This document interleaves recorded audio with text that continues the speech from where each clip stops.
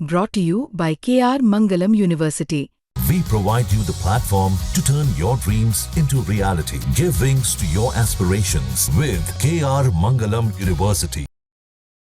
बिहार चुनाव से पहले चुनाव को लेकर वोटर लिस्ट वेरिफिकेशन की प्रक्रिया की खूब चर्चा हो रही है। विवाद ये हो रहा है कि वोटर लिस्ट से करीब करीब 2 करोड़ से ज्यादा लोगों के नाम कट जाएंगे बिहार में, और इसी मुद्दे को लेकर 11 दलों के प्रतिनिधि मंडल ने चुनाव आयोग से मुलाकात की।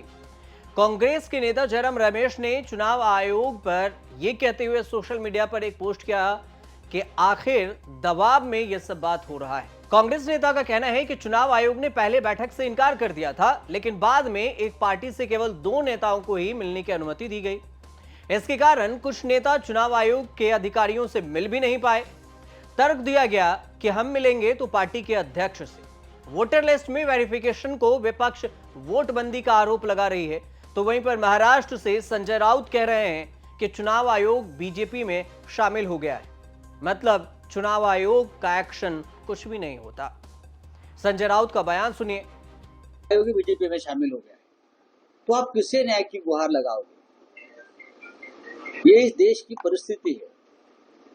डेमोक्रेसी, चुनाव आयोग सिर्फ नाम का बचा है, कोई सुनवाई नहीं होती, कोई बात हम जो रखते हैं उसके ऊपर कार्रवाई नहीं होती। भारतीय जनता पार्टी के हित में जो भी करना है वो सब किया जाता है चुनाव आयोग की तरफ से। हम अर्जी करते हैं, हमारा डेलीगेशन जाता है, हाँ, चुनाव आयोग हमें ज्ञान देता है। जो सवाल हमने विधानसभा महाराष्ट्र हरियाणा के बारे में आपसे पूछे हैं, उस बारे में आप हमको कोई जवाब नहीं देते। हम कुछ जवाब मांगते हैं तो आप कानून बदला देते हैं। राहुल गांधी जी ने कुछ सवाल पूछे हैं महाराष्ट्र के चुनाव के बारे में, लेकिन आपके पास जवाब नहीं। बोलिए। कांग्रेस के जयराम रमेश ने सोशल मीडिया पोस्ट के जरिए चुनाव आयोग से कुछ सवाल पूछे। उन्होंने सोशल मीडिया पर लिखा कि पिछले 6 महीनों में आयोग का रवैया लगातार ऐसा रहा है जो हमारे लोकतंत्र की बुनियादी संरचना को कमजोर करता है। चुनाव आयोग एक संवैधानिक निकाय है और यह विपक्ष के सुनवाई के अनुरोधों को नियमित रूप से अस्वीकार नहीं कर सकता। आयोग को संविधान की भावनाओं और उनके प्रावधानों के अनुरूप काम करना चाहिए। सबसे महत्वपूर्ण बात यह है कि चुनाव आयोग राजनीतिक दलों से बातचीत के लिए मनमाने नियम नहीं बना सकता, जैसे कि प्रतिनिधियों की संख्या, उनके पद, या फिर यह तय करना कौन सी अधिकृति और कौन है सही और कौन गलत, यह भी तय चुनाव आयोग नहीं कर सकती।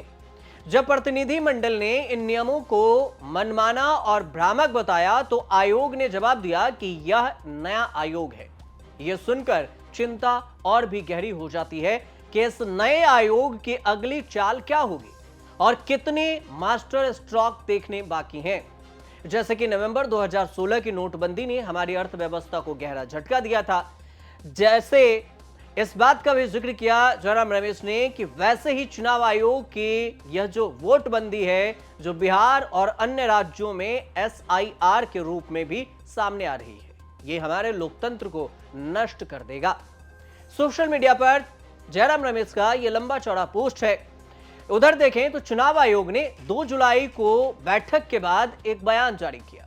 इस पूरे बैठक को लेकर चुनाव आयोग का कहना हुआ कि स्पेशल इंटेंसिव रिवीजन, जिसे SIR कहते हैं, संविधान और कानून के प्रावधानों के अनुसार से किया जा रहा है और राजनीतिक दलों के नेताओं ने जो भी चिंताएं उठाई उनका हमने जवाब दिया।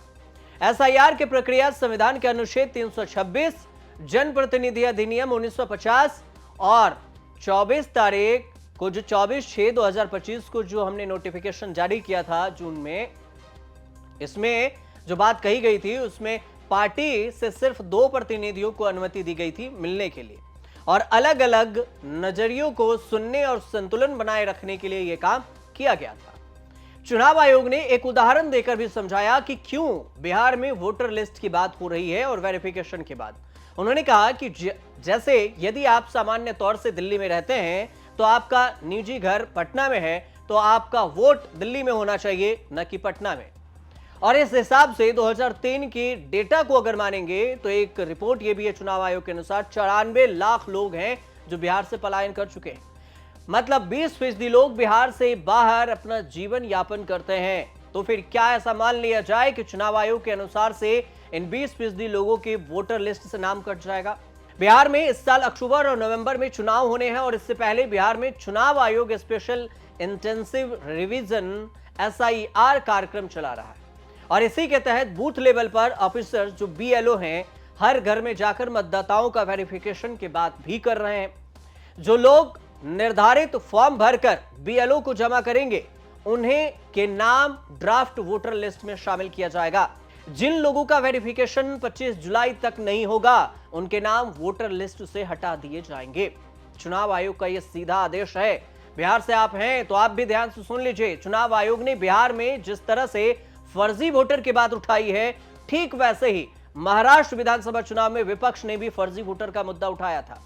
चुनाव आयोग ने सबूत मांगे लेकिन चुनाव आयोग व्यक्तिगत बताकर इसे टाल दिया। जो विपक्ष ने सबूत मांगे थे तो 12 जून को इलेक्शन कमीशन ने राहुल गांधी को एक लेटर लिखा था जिसमें राहुल को विधानसभा चुनाव में धांधली के उनके आरोपों पर चर्चा के लिए बुलाया गया था महाराष्ट्र विधानसभा चुनाव को लेकर।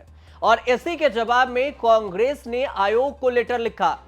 चुनाव आयोग ने 12 जून को राहुल गांधी को जो लेटर भेजा उसमें लिखा था कि भारत के संसद के पारित इलेक्टोरल लॉ, उनके नियमों और समय समय पर चुनाव आयोग के निर्देशों के जरिए बहुत सख्ती से देश में चुनाव आयोजित कराए जाते हैं। महाराष्ट्र विधानसभा चुनाव की जो प्रक्रिया है क्षेत्र स्तर पर सेंट्रलाइज्ड आयोजित की जाती है। महाराष्ट्र चुनाव 2024 में गड़बड़ी के आरोपों को लेकर कांग्रेस ने इलेक्शन कमीशन को यह लेटर लिखा। आयोग ने यह भी कहा पार्टी के तरफ से कि पार्टी ने आयोग से 1 हफ्ते में महाराष्ट्र चुनाव की डिजिटल वोटर लिस्ट मांगी, लेकिन साथ ही महाराष्ट्र और हरियाणा के वोटिंग डे की भी वीडियो फुटेज मांगी। इसी बात को चुनाव आयोग ने नकार दिया, कहा हम ये CCTV फुटेज नहीं दे सकते। पार्टी ने कहा कि यह पुरानी मांग है और आयोग इसे आसानी से दे सकता है। डेटा मिलने पर वे अपना एनालिसिस करेंगे और चुनाव आयोग से चर्चा करेंगे। लेकिन चुनाव आयोग ने इसे व्यक्तिगत मानकर इसे देने से इनकार कर दिया। अब बिहार में वोटर लिस्ट और वोटर में जो बिहार के निवासी हैं उनके नामों का मिलान चल रहा है और इसमें देखना दिलचस्प ये होगा कि क्या 25 जुलाई तक जो 2 करोड़ से ज्यादा जिन वोटर लिस्ट में जिनका नाम नहीं है उनका नाम जुड़ पाता है या फिर नहीं, जिसे वोटर लिस्ट से चुनाव आयोग हटाने की मांग कर रही है। हटाया किन्हें जाएगा? जिनके माता पिता का नाम 2003 के वोटर लिस्ट में है उनको रखा जाएगा। अगर 2003 के वोटर लिस्ट में नहीं है तो उनके नाम काट दिए जाएंगे और आपको प्रूफ देने होंगे कि आप बिहार के निवासी हैं या फिर आप बिहार के निवासी नहीं हैं। और इसी को लेकर वेरिफिकेशन चल रहा है, इसी को लेकर तमाम विवादें हो रही है। कुछ अपडेट आएगा तो हम आपको जरूर बताएंगे। फिलहाल आपको ये रिपोर्ट अच्छी लगी हो तो हमारे चैनल से जुड़िए, सब्सक्राइब कीजिए, शेयर कीजिए, कमेंट कीजिए और देखते रहिए न्यूज़ तक।